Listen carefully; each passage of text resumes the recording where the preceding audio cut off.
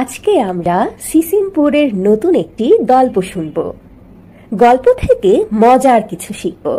চলো তাহলে দেরি না করে শুরু করা যাক। আমাদের আজকের গল্পের নাম কাঠির কেরামতি। বিকেল বেলা টুকটুকি আর এলমু এসেছে বটতলায়। এখন তাদের খেলার সময়, কিন্তু কি খেলবে? এলমু বলল, টুকটুকি, এলমু আজ নতুন কিছু খেলতে চাই। টুকটুকি ভাবতে থাকে, নতুন খেলা কি খেলা যায়, কি খেলা যায়। ভাবতে ভাবতে টুকটুকির মাথায় দারুণ এক বুদ্ধি আসে। এলমু, আমরা মজার একটা খেলা খেলতে পারি। কি খেলা টুকটুকি? এলমু খেলতে চাই। এলমু, ওই দূরে কাঠি দেখতে পাচ্ছ? হ্যাঁ টুকটুকি, কিন্তু কাঠি দিয়ে এলমুরা কি খেলবে? এলমু, এটা দিয়ে আমরা বর্ণ বানানোর খেলা খেলবো। টুকটুকির কথা শুনে এলমু তো অবাক। কাঠি দিয়ে বর্ণ? কিভাবে? টুকটুকি হেসে বলে, চলো শুরু করি। টুকটুকি একটি কাঠির সাথে 3টি কাঠি জোড়া দিল, হয়ে গেল ব।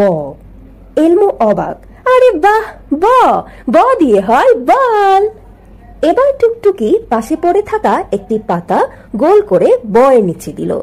এলমু খুশিতে চিৎকার দিয়ে ওঠে, র, এটা রংধনুর র। টুকটুকি বলে, ঠিক বলেছে এলমু, খুব মজা হচ্ছে টুকটুকি, নতুন খেলাটা খুব ভালো লাগছে এলমুর, চলো আমরা আরো বর্ণ বানাই। টুকটুকি হেসে বলে, এবার আমরা যে বর্ণটা বানাবো সেটা বানাতে আরো কাঠি লাগবে।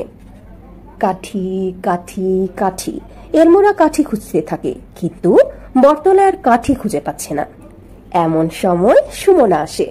সুমনার হাতে 2টো কুরুশ কাটা। সুমনা এলমুর জন্য মাফলার বুনবে। সুমনা, সুমনা, তোমার হাতের কাঠি 2টো দেবে? সুমনা জিজ্ঞেস করলো, কি করবে এলমু? এলমুরা বর্ণ বানাবে। কুরুশ কাটা নিয়ে এলমু টুকটুকিকে দিল।